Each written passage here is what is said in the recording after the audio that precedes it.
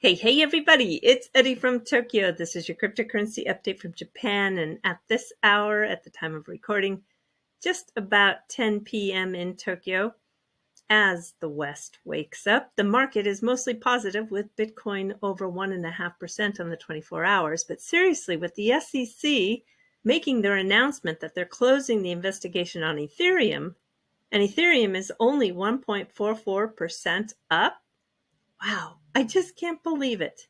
And then you've got the meme coins. Floki up 10%, Pepe up nearly 6%. So little impact on the price of Ethereum.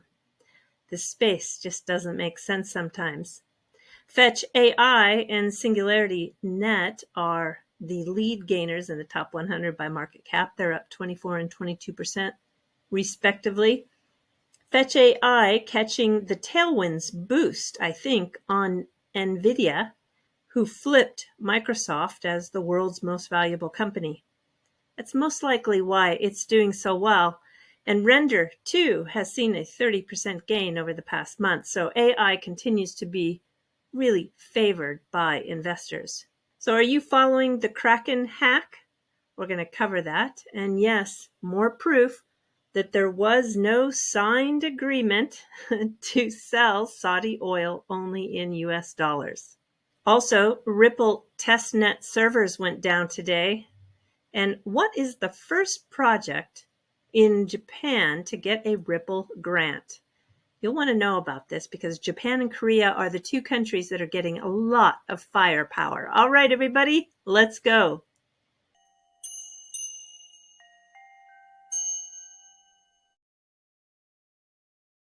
There is some real serious drama going on with a CertiK audit on Kraken. In this audit, Kraken Exchange failed big time in their deposit system. And the risk controls were alarmingly bad. And yes, they were compromised. Now, they were compromised first by CertiK. And CertiK has gone public with their findings.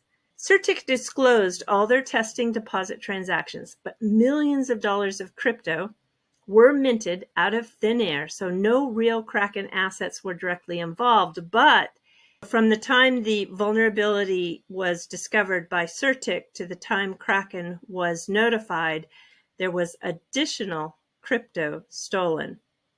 So their defense system failed, and those continuous large withdrawals occurred. The crypto that Kraken says is owed back to them does not match what CertiK says is owed to them.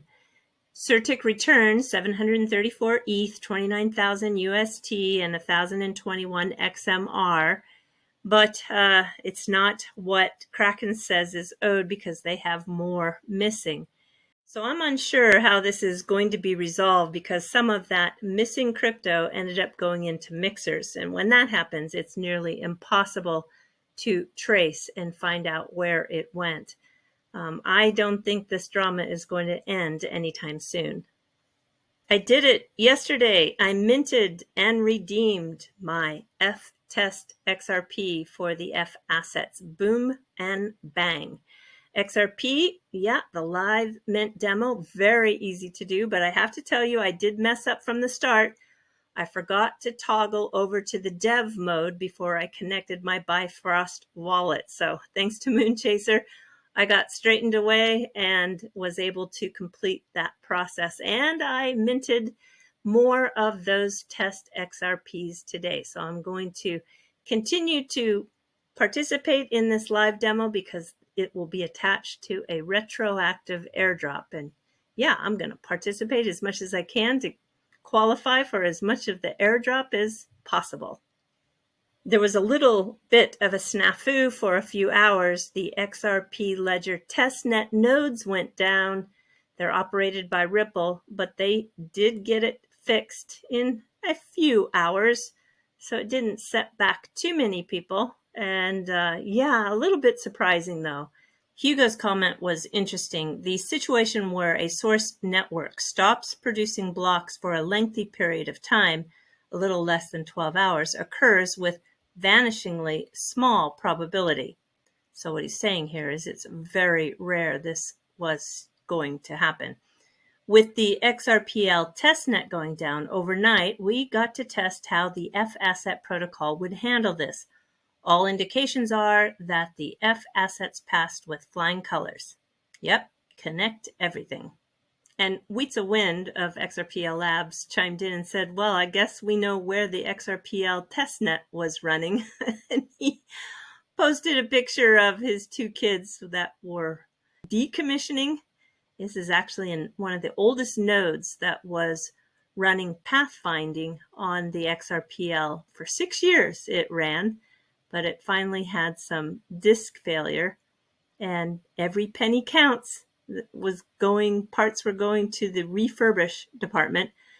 And David Schwartz said, I cannot condone child labor, no matter how adorable. And Weitza replied to him, I've been told that they need a lot of fiber, so I thought it was good for them, with a question mark. Oh, this space. Funny sense of humor. And something that I have my eye on is Ripple is launching a new focus with money to accelerate Japan and Korea. I think this should be on everybody's want to see more list. This dedicated fund is going to bring 2 events hosted by Ripple, one in Seoul and one in Tokyo in early September. The first Japan company to receive funding from a grant is VWBL, and it's an NFT that has embedded data that only the owner can see.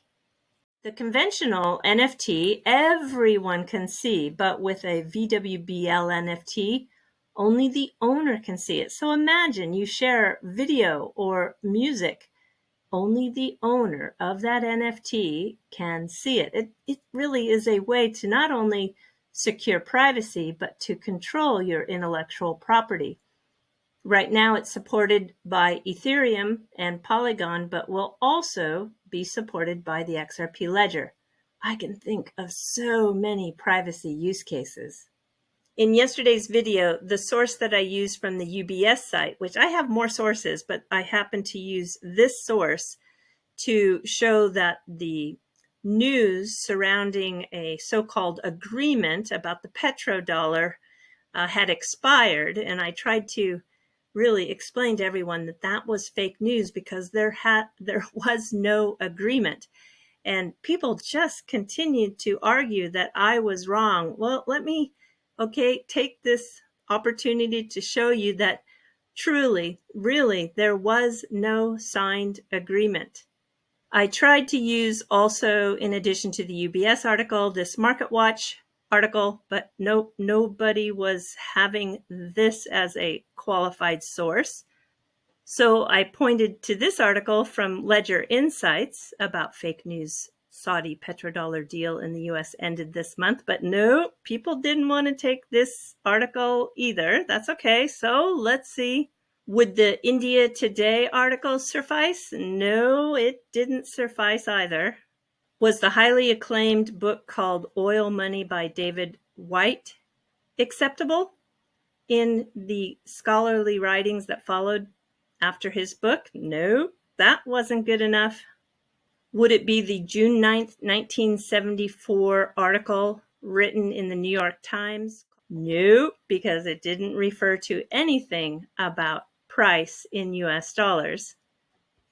Would it be the article from 2016 where Nixon cut a deal with Saudis in 1974 that undergirded the relations for 4 decades when it was revealed through a Freedom of Information Act? Well, maybe now we're getting close. The specific 1974 agreement between the US and Saudi Arabia on the petrodollar system is not available as a single formal public document. It was more of a series of understandings and informal agreements rather than a formally documented treaty. The details of these agreements were kept confidential and only surfaced through investigative Bloomberg journalism and a Freedom of Information Act and FOIA requests. Closest thing to the petrodollar deal was a secret agreement between the US and Saudi Arabia that was reached in that late 1974, which promised military aid and equipment in exchange for the kingdom's investing billions of dollars of its oil sales proceeds in U.S. treasuries. And again, this was kept confidential until 2016. So since there was never a signed agreement, it's very difficult to break or expire an agreement that never existed in a formal fashion. And it was never about being priced in US dollars. It was about an agreement of buying the US treasuries. Hopefully, this helps bring some clarity to the issue. I hope to see a lot of people come to the event in Tokyo in September, and you too can pick up some new stickers. All right, everybody, do take care. Sayonara for now. Bye-bye.